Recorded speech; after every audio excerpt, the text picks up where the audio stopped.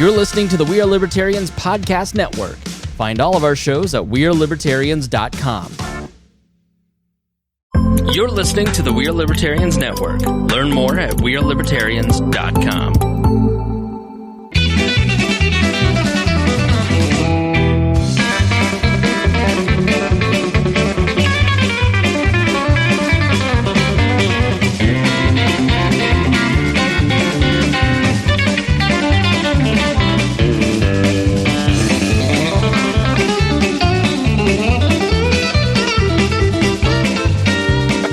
Welcome to the Boss Hog of Liberty podcast. This is episode number 252 of Essentialia's favorite podcast, Jeremiah Morrill. We are in beautiful, luxurious, monsoon rainy Newcastle, Indiana at our downtown studios. We've got executive video audio producer engineer Zach Burcham and my forever co-host, Mr. Dakota Davis. How we doing? Today's episode features Mr. Bash Crider, the return of the prodigal son. Is the honorable Bash Crider? I'm not honorable. He's not honorable. Merely an attorney. Bash is back in the studio. The disgraced Bash Crider. More like it. We're going to be recapping the 2022 primary election results. We're going to talk about Henry County's results in particular. Then we're going to be talking to Bash about estate planning and what millennials have to look forward to whenever they go to an attorney's office to plan what happens after their untimely demise. And then we're going to be talking to Bash about cryptocurrency and the world of blockchain technology. There's a lot of interesting questions here. Jesse Riddle has tried to teach us, but Jesse's not so good at dumbing it down for us. So Jesse has given up on us. So we brought Bash and he's gonna actually teach us about it. So make sure you stick around until the very end of the show and hear what that's all about. This show's about our lives in rural Indiana. We're here to push your boundaries and make you think as individuals. Sometimes we'll provoke you, other times we'll make you laugh, but hopefully you'll always learn something new. This show is brought to you by viewers just like yourselves. It's like PBS. Mm-hmm. It's a voluntary society. It is. PBS isn't so voluntary. We do that through Patreon. And it just occurred to me that I said we were going to send the notes out through Patreon only, and I forgot. I failed. I dropped them in the super secret Facebook group that people get access to instead of sending them through Patreon. So be it. It's all right. Maybe next week we'll get it right. We'll figure it out. Yeah, we just did about a half an hour. That's right. We did. Yeah, we did go a little bit longer. It was today. Extra special content this week. If you go to patreon.com/bosshogofliberty or you just go to bosshogofliberty.com, then you get access to all kinds of different things. You have to sign up first and pledge to give us your money, but then you get access to all kinds of things before the show actually happens. And you get access to that 30-minute bonus episode, usually 20 minutes that we do every week with the guest for the Patreon members. And we go live with that as well with a video in the Facebook group that we just mentioned.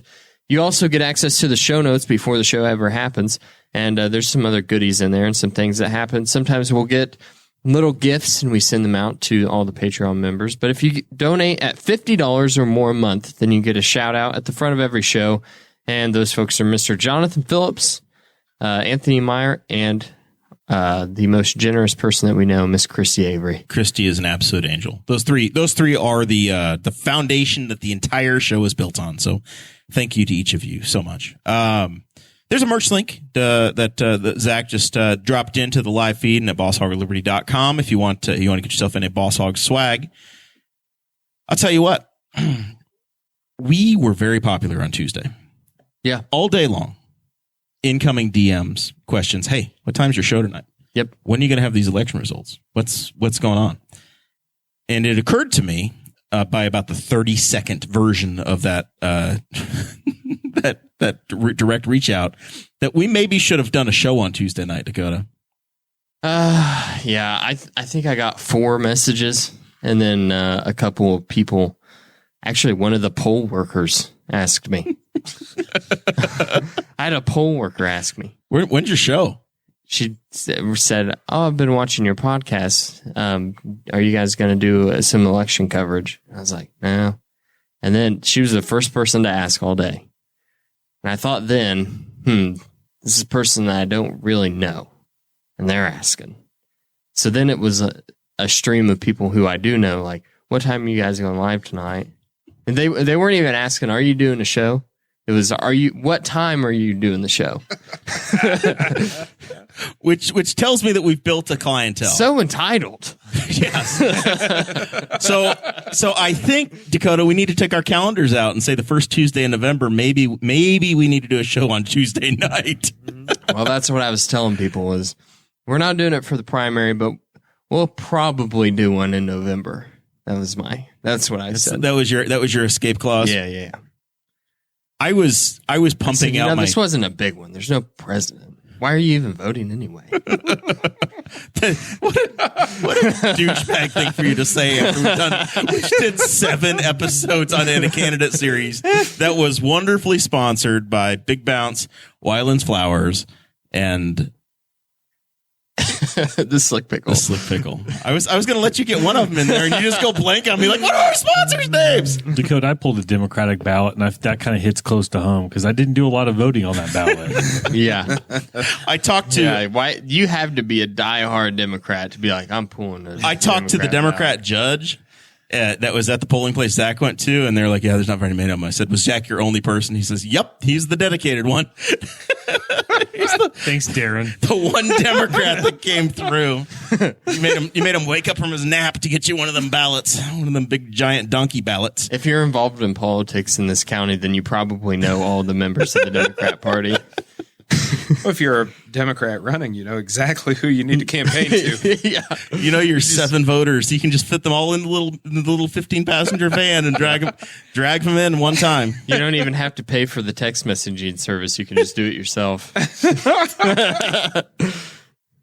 So we have fun with our friends on the Democrat side, the Republican side, the Libertarian side, and if we can ever get ourselves a green, we'll have fun with them too. There was a house I remember when Jill Stein was running that had a Jill Stein sign in the yard in Henry County. I thought, whoa, who's that? All right.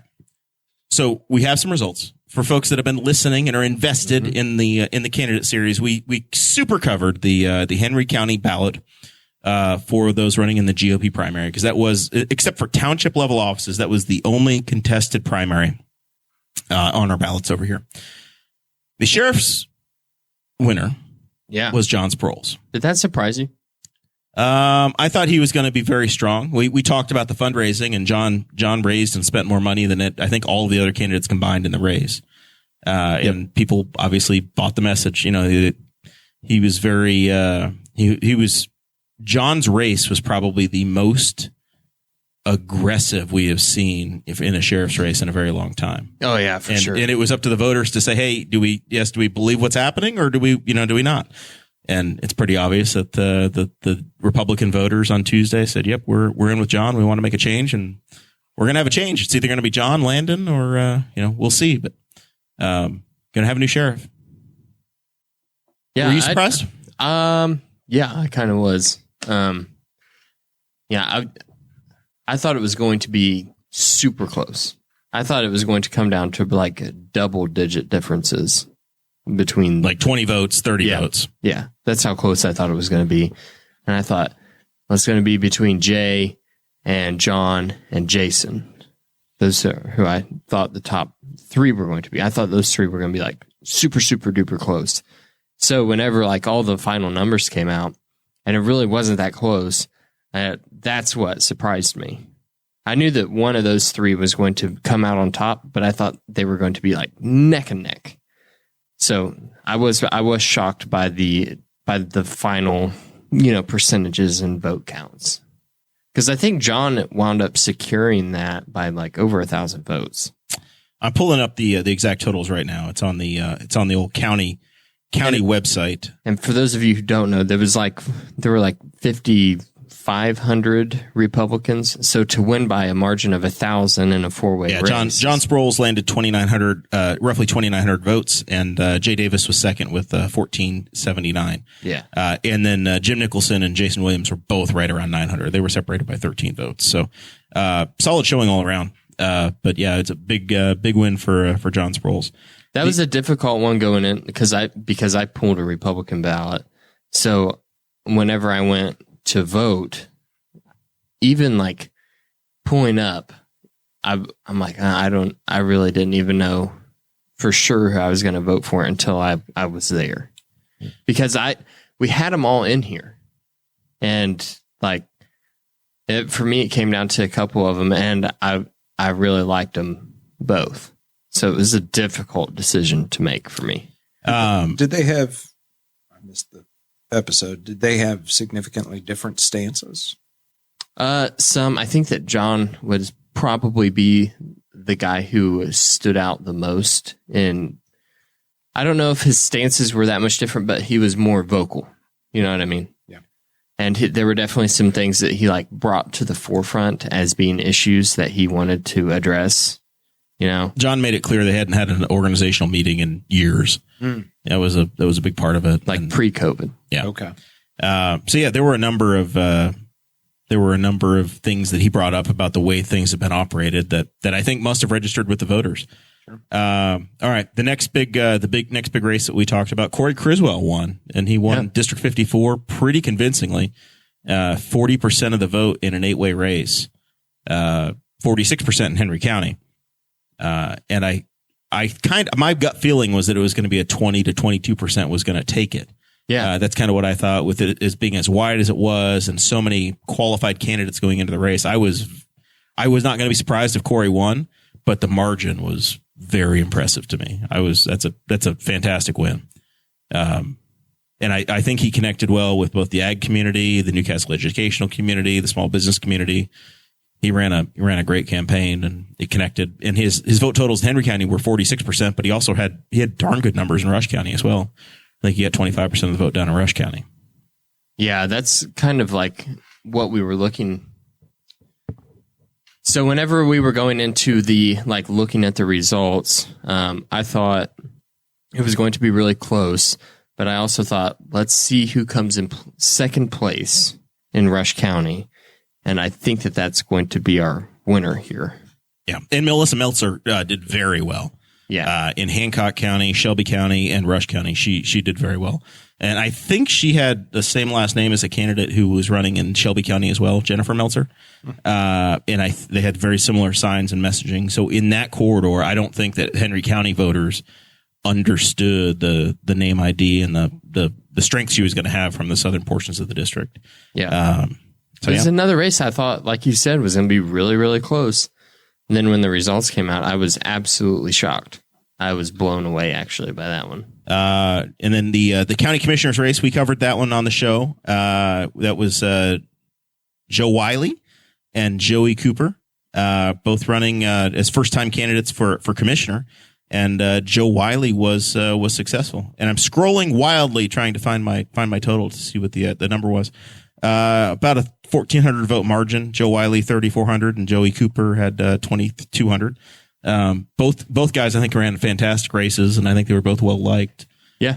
So it's going to be interesting to see if there's any challenge for Joe in the fall. But that was another race that was kind of hard to pick between. I didn't get to meet those guys in person, but I did listen back to the episode that you did. Oh, that's right, you weren't here. Yeah, I wasn't here for that one. So I was like, two super nice guys.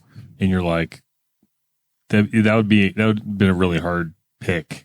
Yeah. For me. Boy, is Zach glad he's a Democrat and didn't. Yeah, there's some of that was true. It was like, man, I like both of those guys, and it'd be nice if we could have them both in there as commissioners. Like they both would do a great job, and kind of with different backgrounds and different methods of operating. Just because their life experiences were a lot different, but like both of them, I hope that Joey stays involved and finds another way, because he's the kind of guy that would be great to have involved locally doing things. And for the first time in the history of the show, we covered the prosecuting attorney race. Michael Mahoney and Tony Saunders. Michael Mahoney won with 3,500 votes, and Tony Saunders came up just shy of 2,400. So even closer than the county commissioner's race was the prosecuting attorney race. And we'll see how that one shakes out. Right now, there is no Democrat in the fall, so Mr. Mahoney may sail through. We'll have to see. That's a tough race to recruit, because you've got to be an attorney to run for prosecutor, right? That's true. You've got to have. Yeah, it's a narrow field. Very small pool. I will say I spent a long time. I had a contract with Circuit Court 3, which was Bobby Witham's court at the time, and I had. It was between 400 and 600 cases with Michael. And this is no comment on Tony whatsoever, but my experience with Michael, as far as running the office, he was so on top of it. You know, like obviously I was fighting against him, so we didn't agree on any single issue. You were obviously trying to uphold the innocence of exactly. Yeah. I'm Luke Skywalker. He's Darth Vader. I'm Optimus Prime. He's Megatron. I'm Jesus. Fill in the blank. Something else. But no, but I will say he was so on top of the. Did it ever get physical? Did you challenge him to arm wrestling? Not in the courtroom. Not in the courtroom. But the maybe some sort of a bake off or a barbecue contest to decide. I would love to have a barbecue fight with Michael Mahoney. I'd love to see that that conversation with your client. Listen, I think we can get you out of this with a good brisket. With a good brisket. Listen, we offer up that brisket. I'm going to need you to bring me 4 briskets. It's going to take all day Saturday, but I'm going to put the effort in. No, this is why you do estate planning now. The only frustrations I've ever had with Michael were that he was too good at his furious job. about justice. Yeah, exactly. I have infinite respect for the man as a prosecutor, and I think that he will do an incredible job of running that office.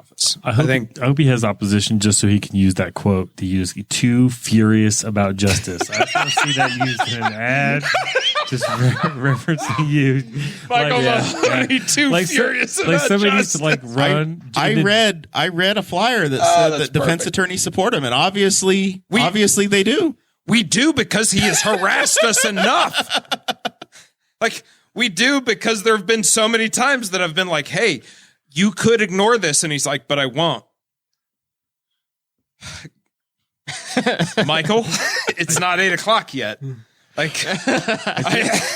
just want to see a half-page ad in the Courier that says "too furious about justice." That's all I want to see. That would be hilarious. So in the recorder's race, Lisa Lovelace was victorious against Patrick Saunders. 3,700 votes for Lisa. Patrick was 2,100.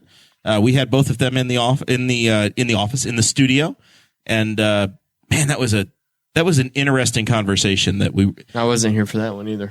You could have helped carry it, man. It was a riveting 15 minutes of discussion about the office, and then here's what the recorder does. Hey, let's talk about the park. Yeah, it was fun though, and I think they were both fantastic people, and I appreciated them being on the show and running. And I think our audience learned more about what happens. The recorder's office, the treasurer's office, the auditor's office, the assessor's office. Those are 4 that people don't really understand what they do. And I think it was great to actually have the expertise of those guys when they came in and helped educate us as to where in the hell our property tax dollars go. Man, whenever I was writing the show notes for that one and trying to figure out what kind of questions we were going to ask, I literally one point Googled, why is it important who the recorder is? Let's see the other items. The other ones, we had the county council races, and the incumbent Ken Gray, he was reselected by the GOP. A very close race, though. Pretty close from newcomer. Yeah, Jerry Williams, first time running. Ken won with 1,110 votes, and Jerry Williams 792. So a very, very close. 150 votes would have swung that essentially. So that one wound up shaking out very, very near. And then in District 2, this is the seat that Councilman Chad Malakote is retiring from. It was a 40-vote margin. It was the closest one of the night. Mike Regner beat Jackie Brown. And we'll have to see how that one works out. I know Mike didn't do a heck of a lot of campaigning. He was pretty silent. And if he's going to win that race in the fall, he's going to have to put in the shoe leather and work, because Melanie Wright got 232 votes, and that seat is one that was held by a Democrat before Chad Malakote won it. Chad worked very hard and beat Robin Reno Fleming. So that's probably the best pickup opportunity for the Democrats in the county council side, with Melanie running in that race. At this point, there is no Democrat running in District 1. So we'll see how it shakes out, but that's going to be one to watch in the fall. Absolutely. I think that might be one where we do have to roll the council races back in. Yeah. And one we don't have in the show notes, but a Boss Hog alum, I think she's been on the show twice now. Janine Lee Lake won her primary in the 5th district for Congress. She didn't move, but the redistricting, she used to be in the 6th district, and Janine would visit us every year when she ran for Congress. She had the big David Letterman endorsement a few years ago up in Muncie. Now she's in the 5th district, and she's going to be running against Victoria Sparks, Congresswoman Sparks. Sparks. Nobody knows. I think it's Sparks. Sure. But we'll see how it works out. But, that was targeted when Christina Hale ran for that seat 2 years ago. That was targeted as the best pickup opportunity for a Democrat in the state of Indiana. We'll see what happens, how things look. Obviously, the national politics have been very fluid. A lot of women's rights issues have become a big deal this week. We'll have to see how it shakes out. But Janine may have a puncher's chance. Is there a Democrat challenger for District 6 against Greg Pence yet? You have the same internet I do. You ask these questions and make me scroll up and down. You have the sheet open. You have the same. Yes. Was there, Zach? Did you vote for someone in the primary? Yeah, I think there was. There were two. George Holland and Cindy Worth. I don't know who won. There's a lot of no candidate. And I was like, oh, and then once in a while you see somebody, you're like, yeah, not really, and I don't vote for them. Nobody running against them. Like, I'm not giving you a vote of confidence. Yeah, Kristen Kronk is telling me that telling us in the chat that Cindy Worth did win, and it looked like she won the Henry County vote as well. So I'm trying to pull up the official number. Vamping. We're Hey, working. Kirsten, do you know where Cindy's from? Scrolling down. Like, how big of a drive would it be for her to come into the studio? Oh yeah, she had 73% of the vote, so she had a fantastic fantastic run. George Holland has run for Congress many times. I think he's been a Republican. I think he's been a Democrat. I think he's been a Libertarian. George Holland has run for 20 years for Congress in the 5th and 6th districts. Let's see what we can learn about Ms. Worth. Kirsten says Columbus. It does. Yep, Columbus, Indiana. Oh hell, hour and a half. She got her PhD at Chirp Chirp U. Yeah, we're gonna make friends with Cynthia, and we'll make sure she comes through the building. At least has the opportunity to. So we'll have against Greg Pence. Yeah, we'll have some fun. We'll see if we can get old Greg in here. Hey, our door is always open. Just like it is for Bash Crider. He can come by himself if he wants. I still haven't ever seen him talk. I've never seen a video. He doesn't have to debate or anything. anyone. I've never seen him. I've heard this is going to be his last term. That after this, it's going to be an open seat. So if you want to get in good graces, Mr. Crider, you get 2 years to start raising some money to run for Congress. All right, well. Mr. Crider goes to Washington. Did you say Washington or Washington? I mean, for fun or for identification? I'd rather call it Washington. While you're campaigning, you were say in court. Washington, and then once you get elected and you go to D.C., it turns into Washington. Okay, that works. I mean, I'm going to say back home, if you're running in the district south of 40, it's got to be Washington. But up here at the Newcastle crowd, it's Washington. In the sophisticated area. Yes, it's somewhere north of Q. My brother went to Butler, and everybody was like, "Where the hell are you from?" And he was like, "Newcastle." They said, "Why you talk like that?" I'm 45 minutes east. I'm not even. I was once talking. Listen, we spent. We're most doing of Patreon, better than south of 40. We spent most of Patreon talking about how you like to eat the creepy crawlies out of the creek. So better believe it. Talked about the delicious things on the Patreon. Yeah. You know those will kill you, right? I'm on this show because I wanted to get a sneak peek into their Patreon. If I were you, I would pay money. It's worth it. It was. Oh man, it's worth it. You saw behind the curtain and there was hot sauce. All right, Bash, you texted me and you said, "Hey man, we need to talk about millennials and estate planning." And I said, "Okay, yeah, sure." And there's nothing more depressing on a rainy day than talking about my impending death. better believe it. What do I need to know? Why is this important? Why do Sarah and I, do I need to take all my stuff and put it in a living trust? And every time I sell a car, I have to go do paperwork with you. What are we saying? Yes, the most first expensive of all, version. do you have possible. a prenup? No, we don't have a prenup. Well, then what are you thinking? You need to get divorced, come see me, get remarried. You can do a post-nuptial agreement. You sort of can. Sometimes they're enforceable. All right. So This is already costing me money. no, I guess I honestly don't know if Dakota would stand next to me a second time getting married. I think he would. I think he's learned his lesson and he would be busy that Well, day. after your condescending I got comment called to out, me guys. today, Oh, there we go. You get a screen grab of the phone call to him saying, "Sorry, man, gotta work." yeah, So Was I condescending today? whenever you were trying to figure this thing out, I was furious with you. you were like, you opened the package. I walked. Okay, story time, really quickly. I'm sorry, Bash. This is just family argument. We're gonna. Because This will I be over in just a want to moment. know if Earmuffs if you need to. hey, I want to know if you got to talk get the to family Sarah stuff this worked way. out before you talk to me about this.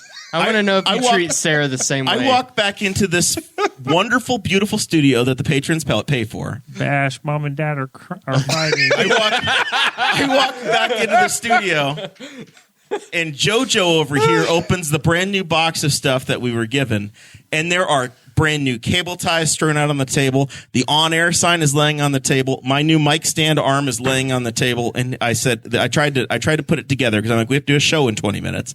So I start putting stuff together, and the part A doesn't fit with part B, and I'm like, well, we're screwed. It's over. And so I take a picture of it and send it to Dakota. I'm like, hey, this doesn't fit. And he's like, did you look in the whatever? And I'm like, it's where you left it, man. I don't know where the box is. It's literally like you put everything else back in the box. Yeah, so you because knew it where was the box strewn to pound the table. You just Sarah's off camera. He just immediately blamed me before he tried looking for the solution.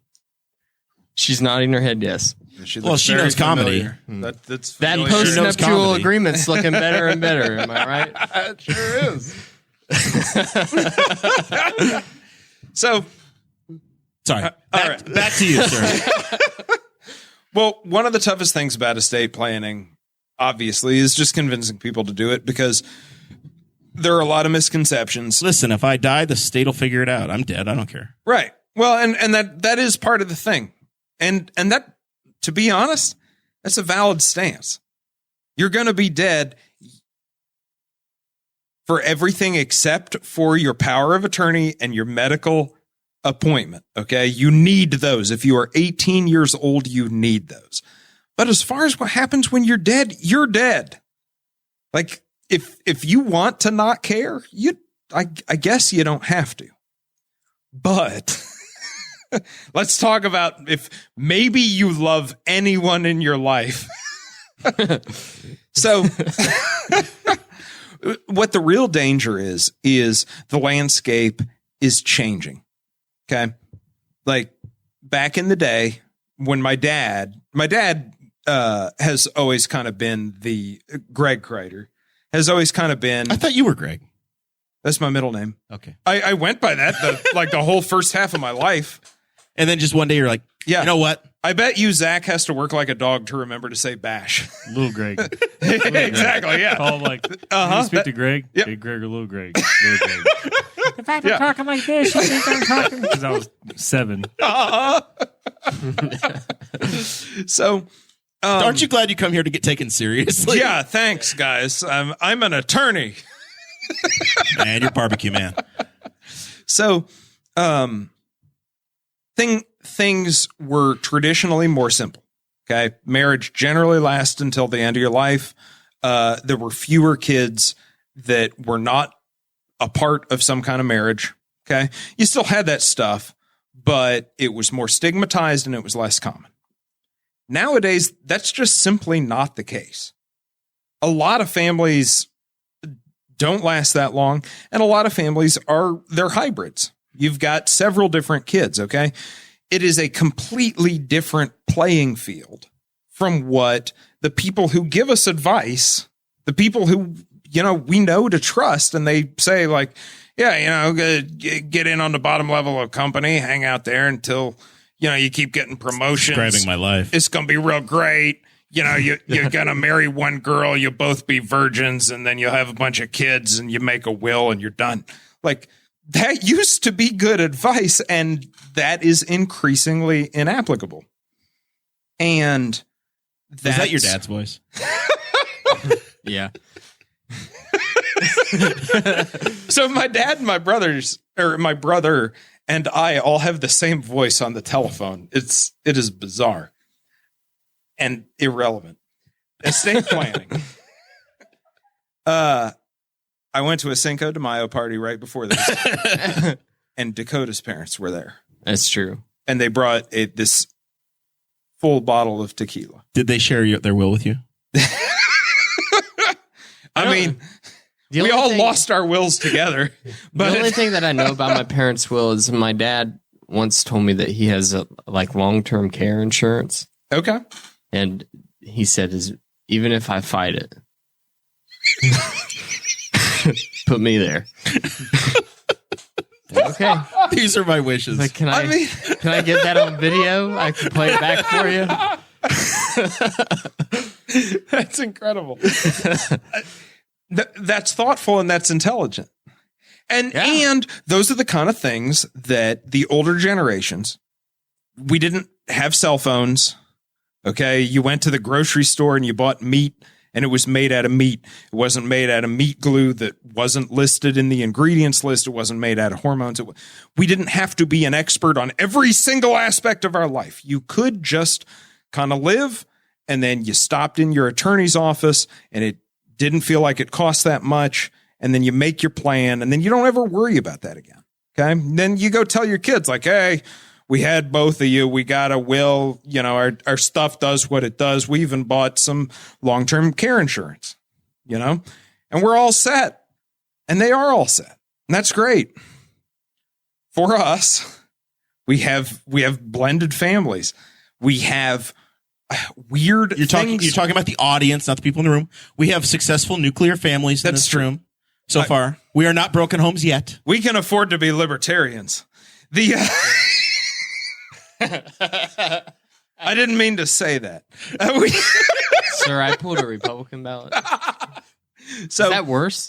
I don't know. Means you're two-faced. You should be an attorney next. So what's going on now is we have a lot more complications. Okay. Clients who come to me now, they come in, a lot of times they're not married yet. They're about to get married. One of them has 2 prior kids. One of them has 1 prior kid. Okay. Real Brady Bunch stuff. Yeah, exactly. And that's the norm. And that's not a bad thing. It's not a good thing. It's just, that's what families look like now. And we have to be ready for that. Okay. The old plan of just, well, yeah, you just go in, you make wills that say the same thing, and then it's done. And it's like, well, yeah, except your wife's kids aren't your kids. Okay. Your husband's first child is not the same as the child that you had together. And you have to pay attention to these. And you're trying to decide what happens to life insurance policies. You're trying to decide who's paying for education. All of these different things. Is your estate going to pay for my stepson's education? How's this going to work out? Exactly. We have those are the conversations that you have with somebody. These are the kind of conversations. And I get that it seems scary, but it is a lot less scary to just address the thing. You tell me, I'm happy to say legal technology, probably the least exciting cutting edge on earth, but we've got a lot of it now. What I always tell my clients is, okay, first of all, if you're 18 years old, you need a power of attorney and a healthcare appointment. Beyond that, no matter what you want, I can do that for you. And I can do it pretty easily. The question is, how do we do it the most cost-effective way? And I think that's a thing that a lot of people don't understand. They get the advice from their parents and grandparents who had simplified lives compared to our cell phones and social media. And this kid from a relationship, I don't even remember the mom or dad's name. So and you're appealing to millennials, right? So we have the Sean Rao student loan conversation constantly, right? Sure. So your average millennial may be renting, may own a house, has got a crap ton of student loan debt. They say, I don't need all this estate planning stuff because I don't have assets to protect. All I have is debt. Right. Why does that person, why should they come see you and say, hey, I'm going to get my power of attorney. I'm going to create a will. I'm going to take care of this stuff and line it up. So that's exactly why I contacted you in the first place, to try to spread this message. Recently, I had a friend who passed away. I'm not going to say his name here. Okay. He was an entrepreneur, very intelligent person. He was moving in a lot of directions. He was younger than me. There is a very big difference between moving in directions and having achieved your destination. And we have a terrible mess, a absolutely horrible mess. And it's the kind of thing that I kick myself every day, because he and I talked. He and I hung out. We talked about finances. We talked about investments. And I should have sat him down and made a trust for him. He needed a trust. He had enough crazy stuff going on. This could be easy, and it's not. And that's what we are facing, is we're young. Like, our deaths are a long way off. Maybe tonight, but more likely 40, 50, even 60 years in the future. But that's just not how life works, and it's not worth rolling the dice, especially since our lives are not as simple as they used to be. So how much time and effort does it take to say, hey, Bash, I want to get this knocked out? How much do I need to take an evening? Is it a few emails? What kind of involvement are we talking about? That's the comedy of it. It's easy. It's a half-hour meeting. You come in. Let's do the meeting right now. Okay. You come into my office. Dakota and I are a couple. Yep. You guys are a couple. Okay. Yep. Makeup. First time I met Dakota. Yeah. Try to make up something that's fairly complex, but that isn't. Yeah, we have insane. this struggling independent media business. Okay. Great. Yep. So it's good to meet you guys. I'm glad you got married. He wasn't real happy about it, but I was very excited. So let me give you the lay of the land. There's two parts to an estate plan. The first part's the part you don't really think about, but that's debatably the more important part, because it's the part you're going to have to suffer through. Now, I need a lot of life insurance on him because he makes a lot more money than me. Oh, okay. Mm-hmm. Well, we know who to bill. Yeah. I don't even know if that's true. In this scenario, it is. Okay. I take care of the Boss Hog finances, so you're pocketing it before he even knows what you made. All I do is schedule the guests. You're right. Talent booker. So the first part is it's easy. In and out, I'll explain it and it's over. While you're alive, you need two versions of protection. You need a general durable power of attorney, and you need a healthcare appointment. Okay? So you're in a car wreck, you can't, whatever, you're laid up in the hospital. Who's going to pay your bills? Who's going to sue the person who ran into you? Who's going to handle your stuff? Okay? That's your general durable power of attorney. All you got to do, tell me who you trust the most, and I put that on there. Okay? So since you guys are married now, I'll put each of you naming each other, and then you tell me who the next person you trust the most. Your mom or your brother or whatever. Second. In this story, it's Zach. Zach is saddled with All it. right. Yep. So it's each to each other and then to Zach. Next, healthcare power of attorney. Okay. Same situation, but now the doctor's saying, hey, do I do this surgery or not? I got 10 minutes. What do I do? You each name each other and then you name Zach. And that's that. There's also the living will as of January. That is now a part of the healthcare power of attorney. We just had a new legal update. Is that an Indiana thing or a national thing? Indiana. Okay. Yep. This is a national show. Just giving advice. Yeah. that's why we only covered Henry County earlier. So the healthcare appointment is the same thing. It's just, what do we do about those medical decisions? If you want, you can check the little box that says, I want a living will too. In other words, if I have passed on, but they can fill my lungs with air, or they can fill my stomach with food, don't do that to me. Personal choice, up to you. So that's the whole first half. You just need it. It's done. That protects you. It's easy. It's automatic. It's simple. The whole second half is 100% just figuring out the most cost-effective way to transfer your wealth to your mutual children, who you will adopt. We're hoping for a breakthrough. CRISPR. We thought maybe we'd get involved with wall patron Andrew Bowman and somehow he would get with his fertility doctor and it was going to work out for us. Wonderful. So anyway, what we say then is I would then ask you some questions about what do you guys own?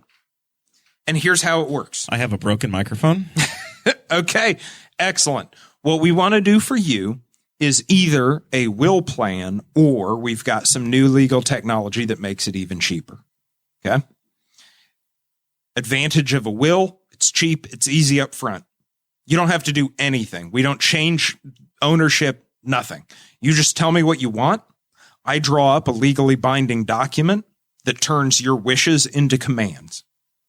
You sign it, it's over. Does that get filed with the recorder's office? No, you don't even need to. You just take it home. It's so simple. And then somebody just finds it. Yeah. Okay. Yeah, then the child that you have together will go into your desk drawer and pull it out, show up in my office and say, hey, my dad's had a will. We have a very robust fireproof safe. Exactly. Used for those. That's all you need, right? Just an old wooden desk. Uh-huh. Or say you own a bunch of stuff, okay? So now we're looking at this and we're saying, okay, it's going to be cheap and easy right now. But in order to transfer 4 properties. We're talking houses, maybe some investment accounts, maybe your IRAs or 401ks. You're up into the maybe $300,000, $500,000 range. Okay? So this is when we start thinking about this, is when you're a half millionaire. Exactly. Well, if you purchase a lot of stuff for a studio, for a podcast, and you want to make sure that podcast keeps going after you die. Okay. Yeah. So you're talking about a trust. You're talking about some version of not just, I want to pass it on. I have things that I got going and I need them to keep going. Or I have a bunch of farmland, or I have, like I said, $300,000 worth of assets. Now we're probably talking about a trust. Trust is more expensive up front. It's a little more work. We have to actually move everything into the trust. But then the nice thing is after you pass, we don't have to deal with what we would deal with a will, which is we have to send it to the court. We got to get it confirmed. We got to notify all your creditors that, hey, he's gone. Does he owe you money? We skip all of that. And that's the advantage of a trust. What is just insane now is we keep coming up with ways with essentially middle ground. Okay. Now we have versions. This is a big comedy. So Transfer on Death Deeds came out a couple years ago. What it is it's a way that you can deed your house that says, I still own my house 100%. I can burn it down. I can build onto it. I do whatever I want. But if I own it when I die, then it automatically goes to this person. Don't bother with the will. Don't tell the court. Don't tell my creditors. Don't tell anybody. It just moves. It just, bam. It is owned by my kid. Okay. So it's a powerful. No tax consequences in that transaction? None. Okay. Indiana, by the way, Indiana finally got rid of its inheritance tax. We don't all have to move to Florida anymore. Good to go. Yeah, awesome. We can stay here with our wonderful, cold, dark winters. Cha-ching. You were all looking for an excuse to keep dealing with this, right? So I'm a Hoosier for tax purposes. That's what Bash tells us now. Certainly not the gas tax. So we have that new piece of technology, and that's part of the comedy is ever since that came out, that has been whenever my dad goes and talks at places, that's his big talking point. It's like, okay, how do you know you're time out? When he talks at places, you mean 4:00 diners? Yes. Okay. Oh God. Yeah. Yeah. It's no offense if you're a geriatric, but they're not watching this. Okay, good. It's too late in the evening. I have infinite respect for you, and I'm very happy to help you. Bash really hopes he makes it as far as you did. Go team. Yeah, exactly. My goal is to become you, all right? But specifically with to all address his original the hair and teeth. Yeah. So part of the comedy is Dad, for now a couple of years, has been going around, and that's been his big thing. It's like, how do you know your estate planner's good enough? half the people who come in here think they need wills. So- and we tell them you don't need a will, and we give them this deed. So if we're looking at the Better Call Saul timeline, you're in season 2 of your career. Yes. You're into the estate planning portion. I am now. So, you know what? That's probably a good thing to point out. Since the last time I was on here, I was a barbecue chef. Yeah. Let's do a quick recap. So I went to law school, largely because I was fascinated by what my dad did. My college, I double majored in theoretical mathematics and theoretical computer science. So data structures. If I were in college right now, I would have been studying blockchains. Anyway, that I was burning out on that, and I was fascinated by what my dad did. He was an estate planner. And when I found out that the LSAT to get into law school is a bunch of logic puzzles, it was just like, hell yeah, this is what I was made for. So I went to law school. It's supposed to be 3 years. I graduated in 2.5, and I focused on estate planning. I got into the practice, and I got to do a little bit of that, but primarily what I was doing, again, we talked about it with Michael Mahoney, was I was stuck in a big public defense contract, and I was doing a bunch of custody stuff. Not loving it. Not loving it. I mean, frankly, it was soul annihilating. That is just, some people are built for that. I was not. I don't fight people. I build things. There's nothing I love more than when somebody comes into my office and says, hey, I think this is a crazy situation. I got 2 kids, but one of them's not mine, and we're getting married, and she's got 4 kids, and and I can say, hey, listen, let me do some math problems. Let me educate you. Okay, now you don't have to worry about this. All right, cost less than you expected. It took less time than you expected. Your stuff is solved. We don't have to get into specifics, but if we're talking just ranges, Yeah. Super basic. Easy If you're talking about a will package, you're talking about under $600. I mean, that's it. Like if you have something nuts going on, and admittedly inflation right now, like I've been wrestling with this. He's building urgency. This is the sales part where he says, but if you call by Friday. But if you call by Friday, you can still get it for $500. $500, folks. No. Mention Boss Hog for the $25 off coupon. But only by Friday. In a will package, we're talking about wills. We're talking about handling wherever it is going for your family, plus powers of attorney for both of you, medical powers of attorney for both of you. Okay, you're talking about $600 or less. The meetings are literally as long as it takes for you to understand. Usually they're less than a half an hour. If you have a bunch of questions, I'm happy to answer them. Like part of what you're paying for is taking care of your family. Part of what you're paying for is the peace of mind of knowing, like, hey, I made the right decision. Should I have gotten that special deed? Yes or no? You know, like, I'm more than happy to talk to everybody and hash it out. But that's what we're talking about. This is not, that's about the price of like replacing all of your tires if you have a nice car. Where are you getting tires, man? They're like $1,200 a set.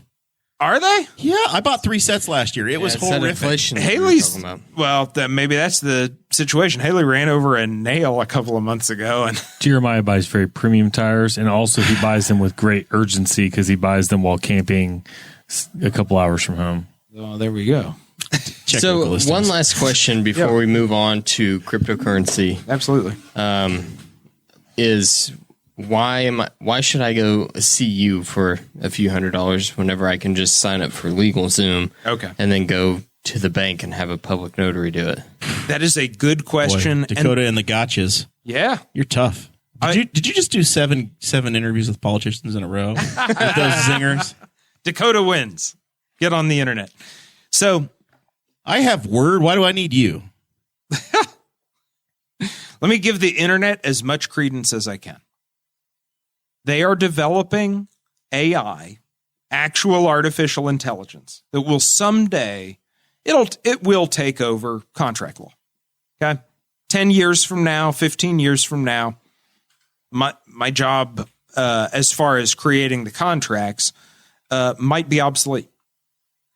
That is not where we are right now. The way that those websites do things is it's literally Mad Libs. What are the names of your kids? What is your name? And then they fill in the blanks and they give you back a document. Okay. The important part is the plan. That whole thing about my dad going around and telling everybody, like, hey, everybody thinks they need a will, but half of them just need this deed. Well, that's true. Half of them need that deed. For the other half, that deed will screw things up. If your children are not adults, if you have more than 3 children, if any of your children have judgments against them, that deed will wreck their lives. Okay, the important thing is not the document. The important thing is not the thing you downloaded. The important thing is that you went and you met with an attorney. Not just any attorney, but an attorney who does some version of estates, okay, who has handled it, who can say, hey, yes, you're allowed to say on my power of attorney, I want my son and my daughter. But the banks won't recognize it. You're legally allowed, but the banks will turn you down. That's what you're paying for. Okay, you don't have to go become an expert, and that's the big thing is people now are coming into my office and apologizing. People our age are like, hey, I'm used to having to like do 6 hours of research just so I can go to the grocery store and buy meat that's actually made out of meat. I'm sorry, I'm not an estate planning expert. And it's like, it's fine. If you get on the internet, you need to be an expert. Okay, if you're just going to get on LegalZoom and download a document, you could be destroying your children's lives. Or go to an attorney who knows what they're talking about. Just tell them what you want. And that's the thing, is a good estate planner will say to you, hey, I had this the other day. Somebody came in, they were asking about a TOD deed, but their children were young. And that means we need to establish a guardianship for them. And that means we need a will. Okay. I don't expect them to research the heck out of wills and then TOD deeds and then find the exception about, well, wait, what happens to a child who is not 18 yet, who's supposed to inherit things, and it goes into a court appointed guardianship and then it falls into their lap when they, like, no, I did that crap. Yeah. So you don't have to. Just come in and talk to me. It is so much cheaper than you would expect. It is so much easier than you would expect. And you don't have to be rich, right? That's the point. You're doing it. I love Henry County, but Bash is practicing and earning a living in Henry County, Indiana. Yep. Probably affordable to the audience, right? But that's kind of the thing is you go to Fisher's and we've had to correct a lot of trusts that came out of Fisher's, but they cost 10 times what they cost here. I will give you better documents for 1/10 of the price, as in Fisher's. That's not true everywhere. All right. If you're in Fisher's, maybe that is a tough decision. Maybe you do need to get on the internet and really figure out what on earth is going on. Take yourself to law school. Or you can just drive to Henry County. Or you just drive to Henry County. Yeah. And that's kind of the... We can't do this over Zoom. Well, you know what? I do actually do it over Zoom now. But that was one of the big things. When I first got here, before the internet was a thing, that was my big thing, was like, we need to talk to we got to go help the people in Fisher's. Not everyone on Geist Reservoir, well, maybe everyone on Geist Reservoir, but not everyone in that area is so shockingly rich that they can spend $15,000 on a trust. We need to help them. Well, then the internet showed up and was like, hey, all this stuff's going to be super cheap, you know? And so, and millennials, you know, for the older folks, like they've made their money, that, you know, they can afford this stuff. They can do it however they want to do it. For us, we are caught in that we're caught between like, hey, everything else is DIY. We're pretending DIY is like somehow good, like the gig economy. Like, hey, you're not getting paid enough to live, but you can give up your nights and weekends and drive pizzas to people because you're a hustler. And it's like, no, you're getting taken advantage of, but that's our lives. All right. I'm going to order a will on DoorDash. Yeah. We think that it is on us to just break our backs to solve every problem. It is not. And in Henry County, at least, we charge about the same as LegalZoom. Like, save $50 on LegalZoom, screw your kids, or go to an actual estate planning attorney. $20 more, $50 more, maybe $100 more, and you can rest easy at night. You did the right thing. You solved it. And the other big thing is, even if something crazy goes wrong, if you had an estate planner do your will, your kids, they sue that estate planner and they get paid. If you went to LegalZoom, no attorney ever even looked at your will. You are on the hook. That is on you. You screwed it up. All right. One last question revolving around millennials. Yeah. You take Venmo? I do. I do. Just use the private setting. Yeah. I get on that for tax I see purposes. the craziest stuff. I put goofy stuff on Venmo when I Venmo people. That's what I do. Just eggplants everywhere. One thing I'll say before we move on is that two things, and this is a thing for like our generation, though, speaking to our parents, especially if there's like blended family situations, don't ever assume that the people in your family who you think are good now will still be good after somebody's death, because I don't know if anybody's ever been around a family where somebody dies and there's assets. Pure but chaos. like families turn on each other and it'll ruin them. Mm-hmm. And also in the case of like, and blended families are a thing now for like kids our age. A lot of our parents like don't assume that if your step parent, even though they might not have been a step parent necessarily because you were an adult when the marriage happened, is going to look out for you getting some part of your parents' estate after they passed away. Because that's a story you hear a lot, is that like everything moved on. And a famous story I'll give, just a famous one, is like Dale Earnhardt Jr. got like nothing of his dad's personal effects when his dad died because his new wife just didn't care. His stepmom. So that's a very public example. So don't ever assume that the people you think are going to take care of everybody like you want to take care of them. Talk to an attorney and lock that down so you know that they're taken care of. Yeah. Because people become ugly versions of themselves when there's money to be had.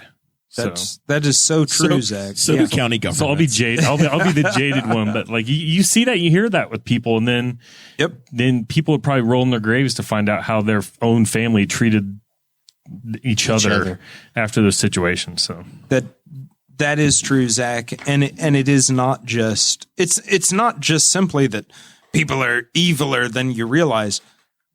Death screws people up. It's like a fight or flight response. Yeah, I think it is. Yeah. And they're like, yeah. So they don't know what to do. They're just trying to deal with something they can't comprehend.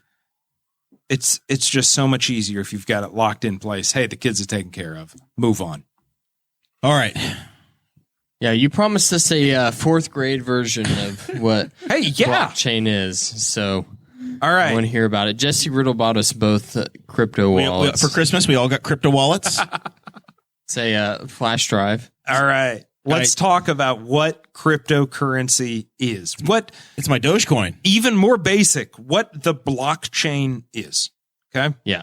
It is, there's an argument between whether it's a data structure or a database, but here's how it works.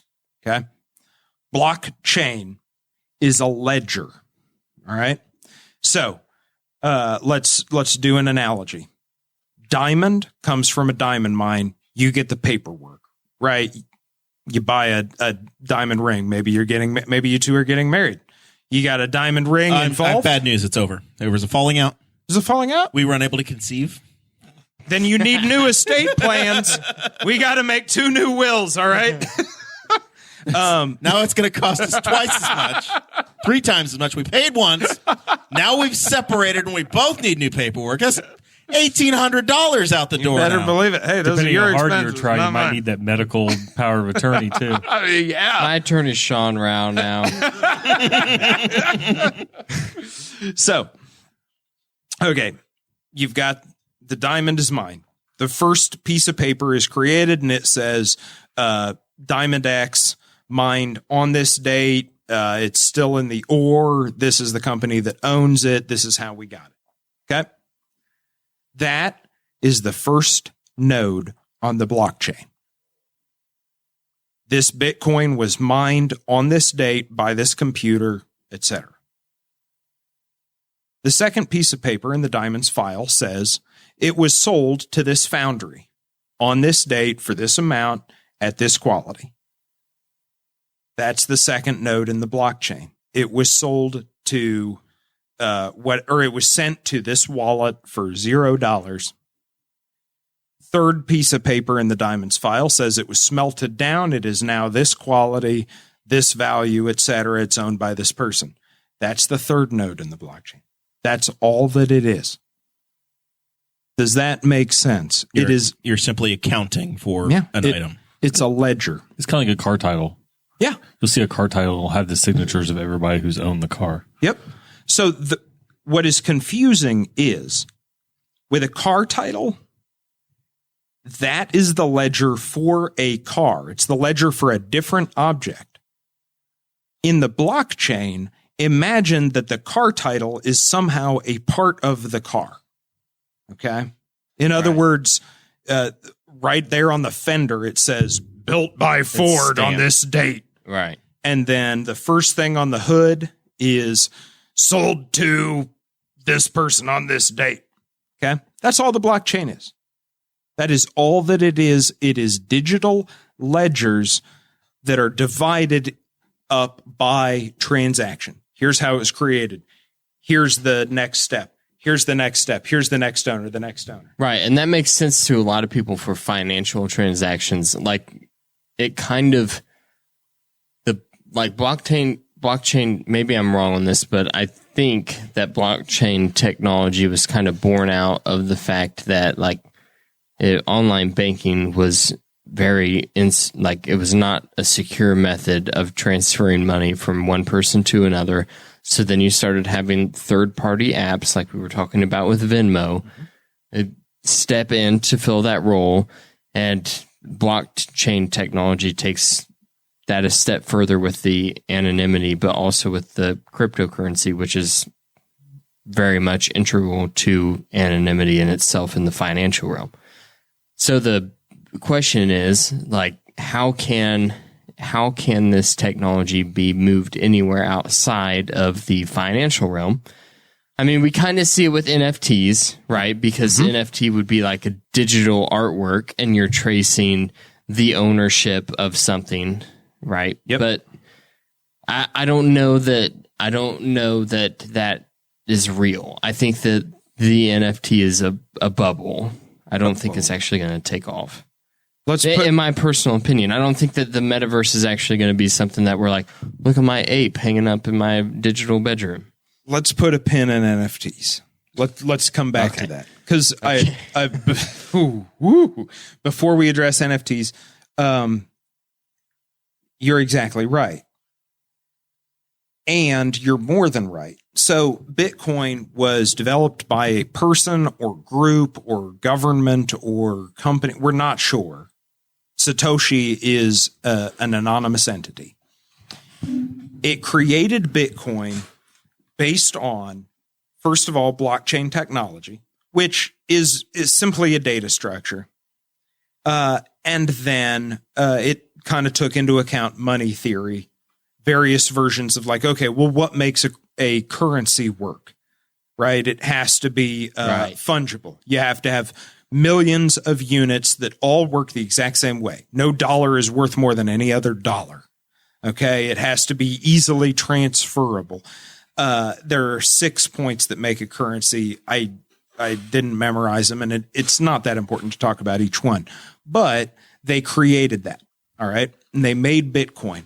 Bitcoin then came out at exactly the right time because we had the big bank heist. Okay, the big 2008, 2010, where the banks lost value. exactly. And this is where I struggle with cryptocurrency, because at that time it was, okay, instead of using dollars, we say, hey, we're going to transition over to, you can use this digital form of payment. And I'm a great old Jeremiah now. Mm-hmm.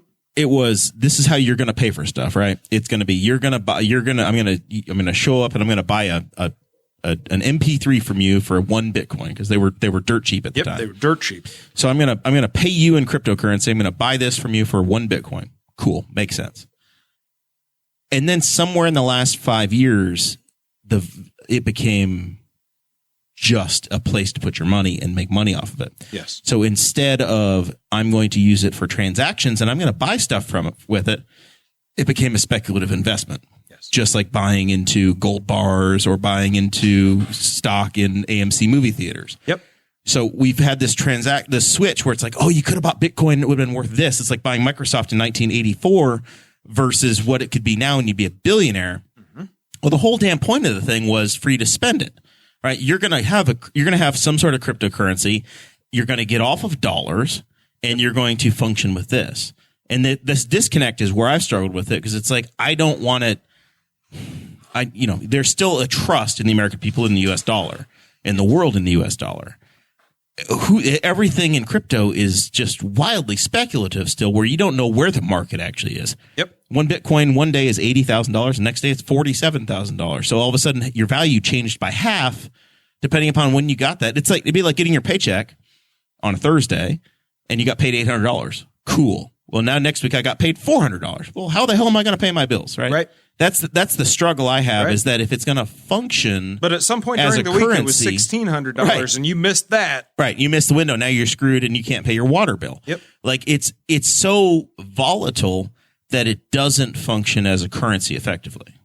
Jeremiah, if there's one thing that I want to convey today, it is, and I mean, this is related to everyone coming into my office thinking they are supposed to be an expert, or that they are somehow deficient because they don't already know if they need a will or a trust or a TODD. You're exactly right. Like, that's not you misunderstanding it. Bitcoin instantaneously failed in its premise. Okay? That's not a currency. And it can never be a currency so long as it is so volatile. What it became immediately was a product. A commodity. A commodity. Yeah. This is anti-intellectualism. Okay? You have computer science people, the guys I went to school with, all right? And I drank a lot of beers with those guys when we were in those classes. Okay? It's like, yeah, they're really smart when it comes to designing programs. But that's not what they're trying to design here. They're trying to design the financial revolution. They hit some chords and they missed some chords. Every version of cryptocurrency gets closer to it. Okay, now we have things like Algorand. So if I want to send you some Bitcoin, it's going to cost a lot of money. And we've gotten into fractional trading of this too, because a Bitcoin is worth as much as a new Chevy Tahoe. Yeah, no one's buying a Bitcoin anymore. A GMC Denali purchasable over at Andy Moore Buick GMC with John Phillips. Yeah. So it has already fallen apart. But again, we are so trained to think that we're supposed to know everything, but we don't.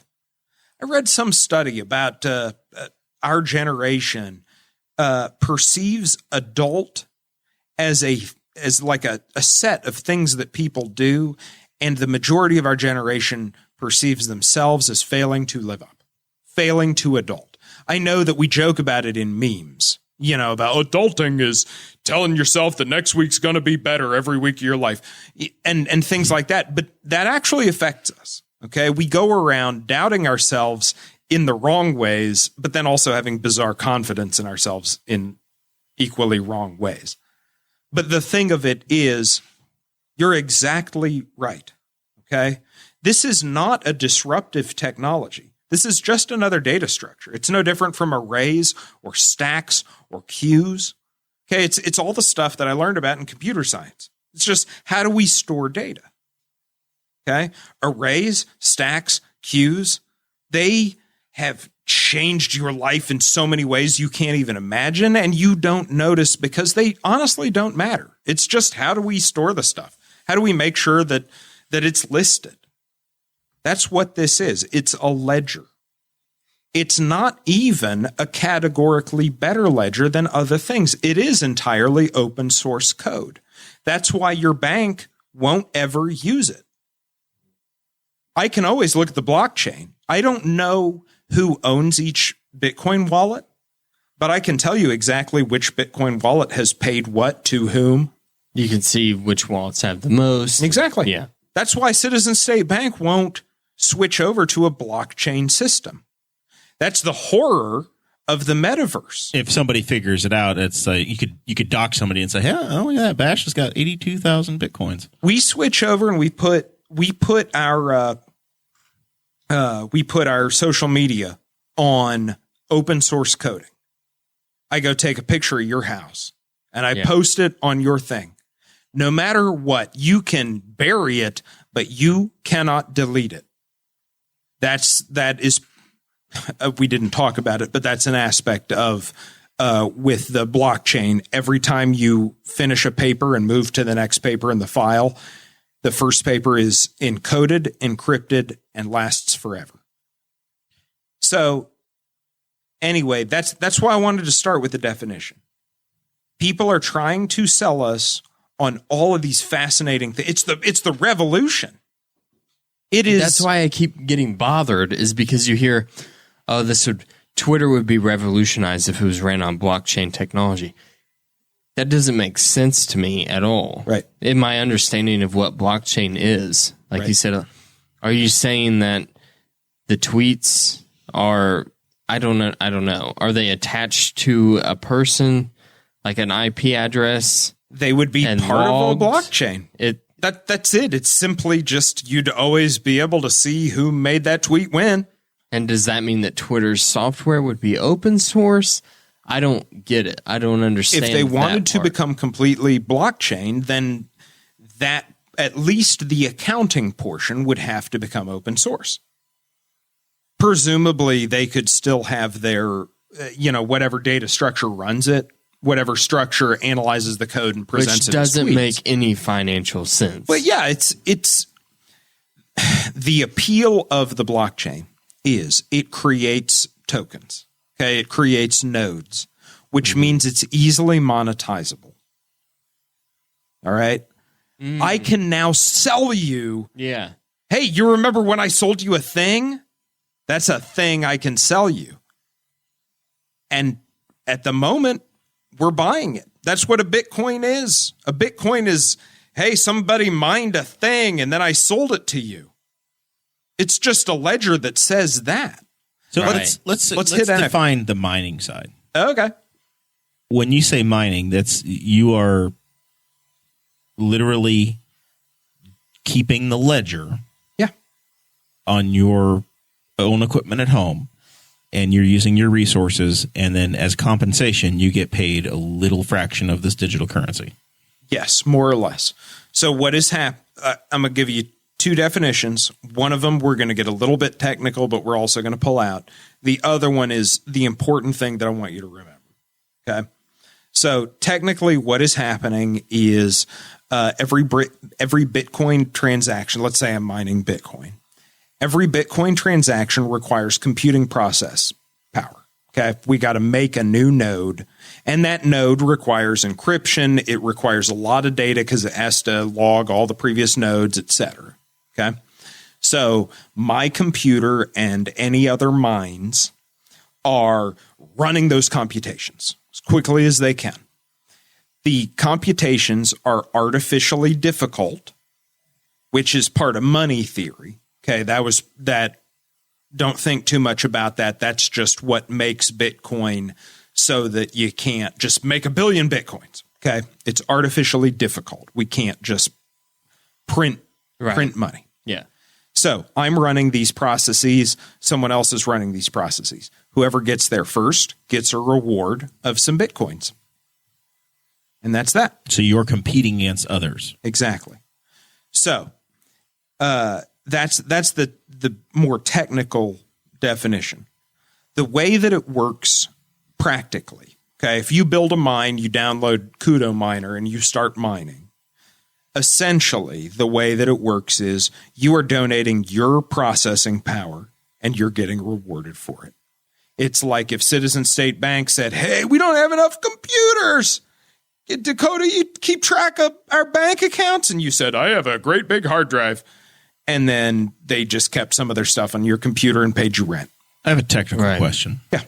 How much data does a computer go through? You say, if you have a Comcast connection, you have a metered, they say, hey, you've got 30 gigabytes or whatever the hell it is in a month, 100 gigabytes, and that's what you can use.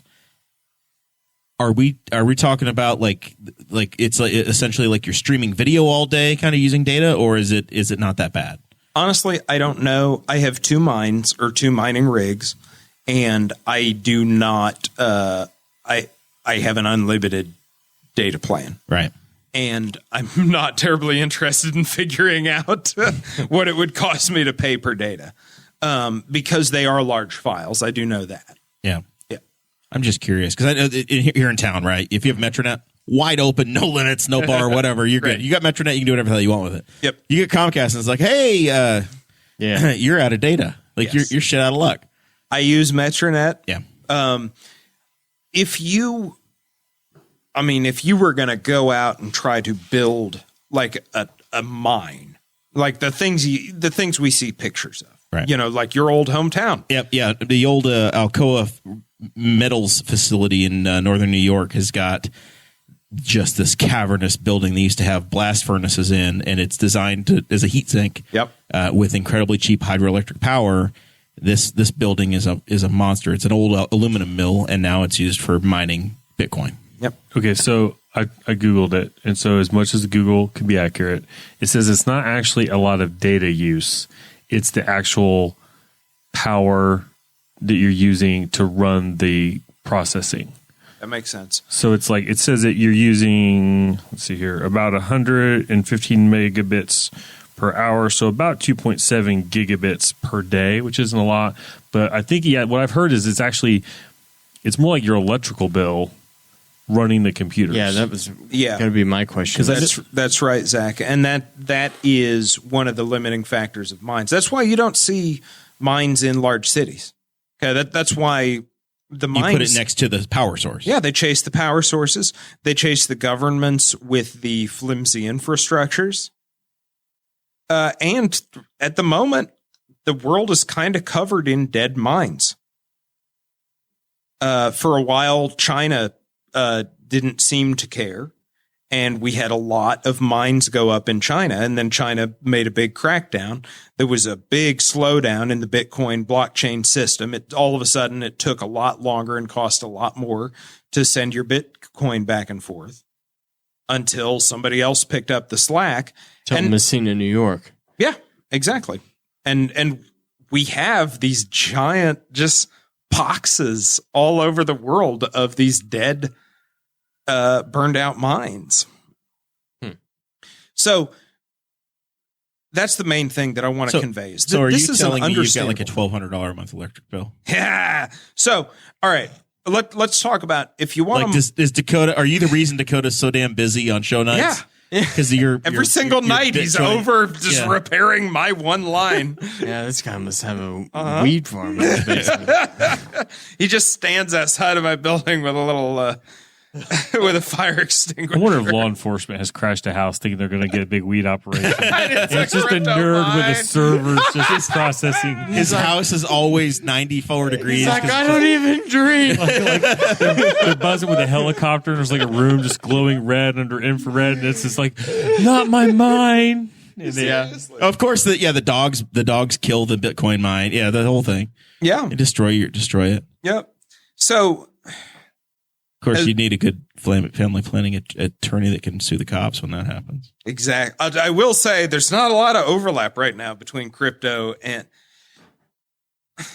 Okay. Are you okay? Do you have a moment? No, I had a moment. I just had a moment. One of the other things that frustrates me about all the cryptocurrency, it is taxed as an appreciable asset. Yeah, it's all right. It's taxed as a commodity. Yeah, as libertarians, you guys can rail against the government about this one. It's only if you report it, though. Yeah. Only if you report it. Who owns crypto? Not me. Yeah. Well, and that's like Coinbase didn't send me any kind of tax forms. Robinhood did. Who got in really early on Dogecoin and then sold it all before the bust? Not me. I will say I made $35,000 on Dogecoin. And That's a lot more than I made. Like a zero more. I do want to say that just to clarify, because, all right, I gave a speech about this at The chamber. yeah, About a the month or two Chamber ago. of Commerce. They had an event. I gave a speech. People came up to me afterwards, and I had 3 groups of people. All of them listened to the same speech. I had a number of people who came up and said, "Thank you for explaining that. I just didn't understand what it was." I had a group of people who came up and said, we got to sit down. We're having dinner. All right. What is in your head's got to get in my, you are right. This is the revolution. We are taking it to the moon. You got to help me. We are going to make billions off of this crypto. And the third group said, "I am so glad you said what you said. I knew this was a scam. My stupid nephew keeps buying NFTs, and I'm glad that you told me that it's a scam." Okay. Everybody is just like it. Again, it is monetizable. It's Chuck E. Cheese tokens that you can exchange for Speedy Rewards points or B-Dubs Blazing points. Okay. And as a result, everybody has found a way to squeak a little bit of cash out. And that is what is coloring all of this. And as a result, we're all only hearing what we want to hear. Everybody who's big into banking, who didn't notice when the banks sold us bad mortgages and then took our tax money home, is going around saying, these stupid millennials, they think they're going to, because that's just what they want to hear. And everybody who, got 3 jobs, and every single one of those jobs offers them 10 hours a week at $7 an hour. And despite 3 jobs, they can't buy food, is saying, okay, God damn it, I'm going to the moon. I took my dad's advice. Everyone is apparently an idiot. Everyone's abandoned me. I'm buying this and I'm going to the moon. Okay. Like, we are all so desperate to believe whatever we want to believe about this magic. And that's what I want to convey is this is not magic. This is not a revolution. This is a new data structure. It keeps track of stuff. It doesn't really work for banks. It does work for other things. This will probably get employed in Ticketmaster. Your tickets will probably go on the blockchain. That's fine. And governments aren't a super big fan of it because it has ways of getting around some taxation. It's got some ways of getting around taxation, but also they are taxing it. And potentially it has ways to be used without people seeing what you're buying. It's what's called pseudonymous. And what that means is we can always see what wallet paid for something, but we don't know who owns that wallet. So you want to get on there and do a bunch of sex trafficking. As long as nobody knows that you own that wallet, you can get away with it. But if that wallet can be traced to you, you're screwed. Then it's all over. Yeah. Yep.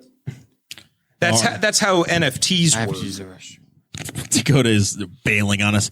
All right, Zach, we're going to start to work into the. He had an extra beer tonight. Can you tell? He's disappeared. Real men can hold it, sir. Zach, you got the big weekend coming up. What do you got? You have any final thoughts? Any questions on the stuff from Bash? Well, I kind of want to hear his comments on NFTs because NFTs are that's one thing I struggle with. Understand? I guess it's like money. There's like if people want to put value in something and pay for something, then good for them, I guess. I do wonder what NFTs like. So here's the thing. Some famous IndyCar drivers told Zach to buy a digital moose. No, I don't want. No, the interesting thing was like the initial NFTs that came up were like art, but you didn't own the art, Right. really. You didn't own the rights to the art, Correct. but you I guess you did own. Somehow you owned it, but the ownership of that held no rights. Yep. And I was like, that seems like it's worthless to me. but people were paying me money. And then you saw kind of a flip side where with the founder of Twitter sold his first tweet as an NFT and he made like millions, and then he resold it for Ukraine relief. And he sold it for millions. Then that guy tried to resell it. And I think he got like an offer of like $300 after he spent like $2.5 million or something for it. I think penny off. Yeah, the founder sold it for Ukraine relief or some relief. I think it was charity. He donated it to charity. Yep. And then the other guy's like, "Oh, I'm going to flip this," and he asked for like $4.8 million. I think he paid $2.6, and he got an offer of like $37 or something. Like it was some awful thing. And you're like, okay, this shows that that's not really actually like worth anything. So that's the hard part, I guess. Because the closest comparison I could come up with was like at Barrett Jackson, where they'll sell you the rights to the first of a car. Yep. But you get a car. And with NFTs, you just don't get, and there's a bunch of IndyCar drivers who've gotten moose. They bought these digital moose in the metaverse, but they didn't get to choose what their moose looked like. They just they paid for them. And then like a couple of months later, they said, "Hey, here's your moose." Yeah. And I'm just like, are you a fan of Beeple?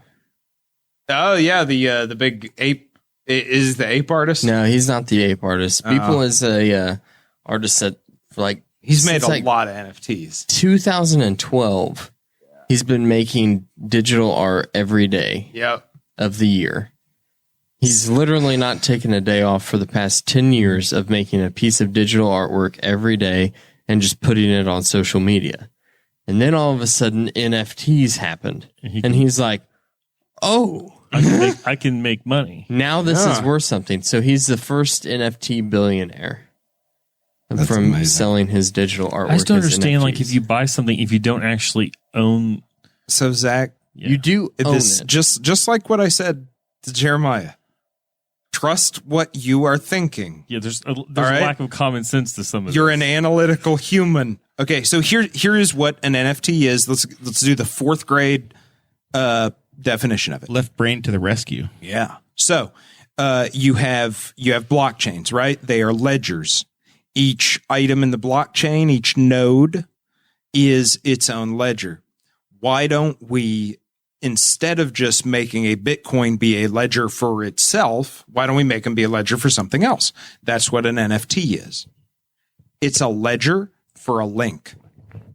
Links can't hold much information. That's why you have these tiny little pictures of apes or a picture of a car or a serial number or a license plate number. Okay. That is at its core what is conveyed by an NFT is a link that, just like everything else in the internet, is subject to link rot. You can buy an NFT, and then if that server just shuts down, then just like if you try to go to the old Angel Fire homepage of analysis of Ridley Scott's original Alien movie, it'll just say dead link. You own nothing. Oh God, the first hot internet website was this. This is before Dakota was born. There was a comment. There was a group of. Hang on. Okay. While you're looking that up, let me say a couple of quick other things. Zach, it is extra legal. Okay. That means that it exists outside of the law. In other words, if you buy a house from me, we go record it. That's a legal document. It has certain legal requirements. It is recorded with the recorder's office. And even though, you have you have possession over the property, you also have the legal ownership of that thing. With an NFT, you do not. You literally just have a ledger that says you paid for that link. And that's a big deal. Is I can mint an NFT, sell it to you. I can remint it, sell it to Jeremiah. I can remint it, sell it to Zach, and the law will do nothing. I've determined the NFT I would pay for. All right, let's see this. And it's the NFT for the Heaven's Gate website. The website still exists. Zach, you can pull it up over on your screen as well. A surviving member. I'm pretty sure if I pull it up, I get it on a list. I didn't know it looked that convincing. These guys all killed themselves. Is it too late? Not all of them. They left one behind. Obviously, one person's still paying the bills. Yeah. The Hale-Bopp comet flew on by the Earth, and that was the moment they had to kill themselves so they could get on the comet and live forever. These dudes castrated themselves. That's the You know how hard big act. of a believer you got to be? Good for them because that's a level of dedication. Just like think I see about people do some things. I'm like, you know what? I'm never that going to be that person. And you know what? It's people who self castrate. I'm never going to be that. No. Voluntarily to be They didn't castrated. even self-castrate. They drove to Mexico and found a doctor that would do it. Oh, Yeah. That's even better. So it was done with like a rusty knife that they'd poured like some bad Put some Purell hand sanitizer on. Dakota was alive. March 26, 1997, the San Diego Sheriff's Department discovered the bodies of 39 active members of the group. They killed themselves. Many people. They killed themselves in a mass ritual suicide as the comet Hale-Bopp was passing by the Earth. I wonder if the ritual was entertaining. Like, was it a dance? Sadly, they did it, or sadly, in 1997, they couldn't live stream it, so we don't never know. They literally just ate poison and laid down on cots. But yes, the website. This is what the internet looked like when you were just a boy. Their cots were there. I know. I took an HTML programming class. This was a website you would access with your dial-up internet. Here's how you post a JPG. So yes, if we could just only get an NFT of the heavensgate.com, that would be the one. I'm all in. I don't know if you've ever noticed this, but the Heaven's Gate logo, there's a lock. Like it looks like an old-fashioned lock. Oh, yeah. Yeah, okay. Jeremiah's got it up. I see it. So they were unlocking the gate to heaven by committing suicide in order to catch a ride on the comet. Wow. That it wasn't actually they were riding on a comet. There was a spaceship that was hiding behind the comet. Oh. The spaceship was using the comet as like a disguise. Spaceships, you just they can't were hiding trust them. behind it, and they were going to go to the alien If you civilization. study the material on this website, you will hopefully understand our joy and what our purpose here on Earth has been. You may even find your quote-unquote boarding pass to leave with us during this brief window. Oh, boy. Wow. Boarding pass. Wow, Zach, I'm so happy Kind you of asked the spaceship NFT question. Only accepts dead people. Or Venmo. If this happened today, we'd have gate, millions dead. Yeah, well, it would all be NFTs. It would just be, you need this NFT in order to get onto the thing. Yeah, they wouldn't be. They'd be like, "Oh no, you don't have to be a eunuch. You just need the NFT, the unique NFT. Just show me your ape." It's an ape with no balls. It's just It took 20 years to plan. Oh, how wild. incredibly uplifting. What a night. I love learning about Heaven's Gate. They're a wild group, man. They are. Zach, anything else in your final thoughts? I was just Lee Markham, friend of the show, is going to be hosting, or he's going to have some involvement. They're having a donut hole eating contest. You're taking my final thoughts. In Newcastle. 8 minutes to eat as many Jack's donut holes as possible. What's your prediction? I don't know. It depends. Joey Chestnut is in this thing. Is he coming? He is here. Yeah. Joey Chestnut's coming to Newcastle. Oh my gosh. It's going to be Joey. I mean, how obnoxious of a number, but I would imagine it's going to be like 100 to 200 or more. I was going to say it should be a 230. lot of people, yeah. Because they're small, and that guy's Bash eating can like do 120. that guy's knocking out like almost. Isn't he up to like B-dubs thing. how many hot dogs is he eating?